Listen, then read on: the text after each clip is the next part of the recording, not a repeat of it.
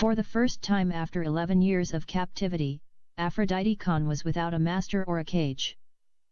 Her freedom had come at the most inopportune time. Rendered incapable of taking care of herself by her captors, she was homeless and yet one of the richest 19 years old in Mumbai history. She had nothing except the dress on her back and the shoes on her feet. She had no money, no food, no shelter, and she knew no one or any place in Mumbai to go. She had no passport or any kind of identification or official papers to prove who she was. Mahmud Khan's wife told the guards to throw out everything of hers in the apartment into the garbage. If she wanted to go to the Abu Dhabi International Bank to withdraw some money from her over 400 crores of rupees, she would not be able to prove her claim to the huge fortune which she inherited from her deceased Saudi husband. Aphrodite had no knowledge of the cruel and painful death of her evil husband. She was thinking that he was still alive and looking for her. If she knew that he had been murdered, she would have wished for his resurrection and for him to be murdered painfully 100 times over.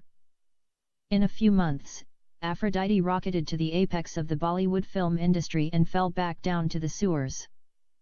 She had become a street girl. She was transformed from the Iranian heroine to the street waif. In her uncontrollable rage, Mrs. Khan called her a waif, and that would soon become her new title. The angry woman dragged Aphrodite by the hand to the gate of the building, spit in her face, and called her a prostitute. Mrs. Khan's rage blinded her and made her not see who was watching her and who was photographing her tirade. In Bollywood, scandals carried far more weight than success, as was the case in Hollywood. Above all, sex scandals drew the biggest audiences among the fans of an industry that was as pervasive and inspiring as any religion.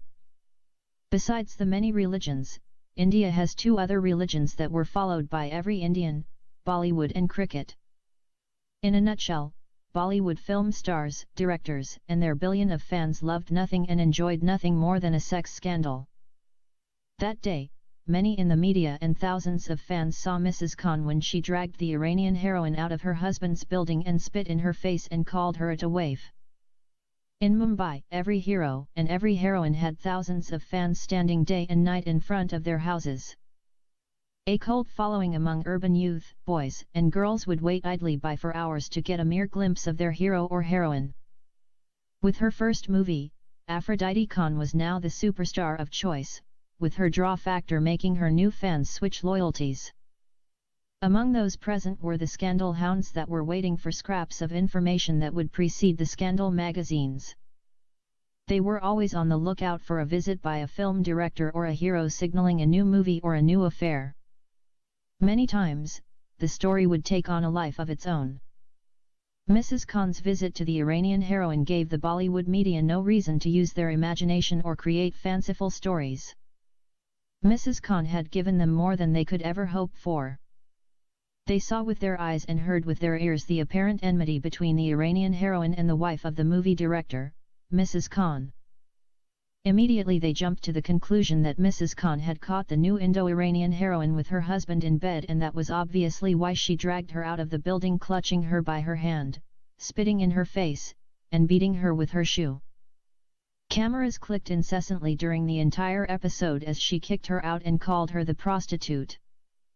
The moment Mrs. Khan withdrew, the crowd began to throng around Aphrodite and encircle her. Hundreds of media people showered her with questions. Fans reached out to touch her. Aphrodite, unaccustomed to crowds and unskilled in dealing with the media, felt as if she was surrounded by demons trying to possess her soul. She began to scream and call for help. She was petrified that the crowd of wild beasts might devour her and cut her up into pieces and she would die at their hands. If the police had not rescued her at the right time, Aphrodite Khan might have been torn into pieces by her fans. When the police arrived, pieces of her clothing were already torn by the hands of her crazy fans. She would have been stripped bare naked and raped in broad daylight if she had not been saved just in the nick of time. Nonetheless, her upper kameez was torn asunder and her bra was snatched from her breasts. Even her salwar was pulled down until it reached halfway her buttocks, and her red underwear was seen by many of the fans and overeager media girls. One police officer snatched 3 dupattas from the nameless mass and covered the exposed parts of Aphrodite's body. Although the girls wearing them did not want to let go of their dupattas, the angry police officer took them by force. Without a dupatta, an Indian girl would feel as if her breasts were exposed. Although her breasts would be fully covered by her inner dress and outer kameez, the ubiquitous dupatta is meant to conceal also the outline of the breasts. Conservative Indian girls did not want anyone to see how small or how big or how sexy their breasts were. That day, many caught a glimpse of Aphrodite's bra-clad breasts in her panties. This was going to be the biggest thing to hit the gossip columns. Aphrodite Khan owed her rescue to 15 police inspectors and was taken into protective custody. She was not under arrest. The police questioned her and concluded the matter to be a domestic dispute between her and Mrs. Khan and at most, an unconfirmed sex scandal. There was no evidence linking Aphrodite Khan to her director. That was the official stand.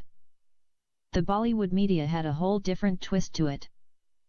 The local newspapers couldn't wait the next morning, writing many articles concerning the incident surrounding the new film actress and the wife of her director. The top magazine editions showcased pictures of the Iranian heroine on their front covers. It was almost as if all the articles were written by a single writer, all of which were titled, "The Tawaif of Bollywood." The sex scandal was discussed on many TV channels. Many media girls appeared in interviews and claimed to have seen the reaction of Mahmood Khan when his wife confronted him with his infidelity, and his outrageous wife punched him in the face and he fell down to his knees begging for her forgiveness. Mrs. Khan strongly denied all the allegations. She said in an interview that she assaulted the new film actress and called her Tawaif because she had cheated on her son. She claimed that her son had been promised in marriage to the Iranian girl. According to her, Aphrodite made her son believe that she was in love with him and that she was going to marry him as soon as she completed shooting her first movie. However, her son found out that Aphrodite was cheating on him and sleeping with the actor who played the hero in the new movie, and it was too much for him to handle. She shrewdly explained how her son was so much in love with the new film actress to the point of worshipping her. Therefore, he could not control himself when he saw her shamelessly kissing and seducing the hero at the end of the film. For that reason, he used his gun, which he had a license to carry, and killed the man she was using to make him jealous. Mrs. Khan said that she wished her son had killed Aphrodite instead of killing an innocent man. Once again, she called the Iranian heroine, the Tawaif of Bollywood. Mahmood Khan appeared in a different interview and confirmed his wife's story. He claimed that Aphrodite made the promise of marriage to his son in front of him. Moreover, he said that he contacted the family of his new actress and informed them about the love affair of their daughter and his son. The parents welcomed the good news and agreed for the marriage to take place. For that reason, he and his son were waiting for the movie to finish so that they could fly with Aphrodite to Iran, meet with her parents, and have an official meeting about the proposal. Unfortunately, the secret affair of Aphrodite and the film actor brought a sad and tragic ending to all the love his son had to give. At the end of the interview, Mahmood Khan said that he was going to take Aphrodite to court for cheating on his son and driving him to madness and murder.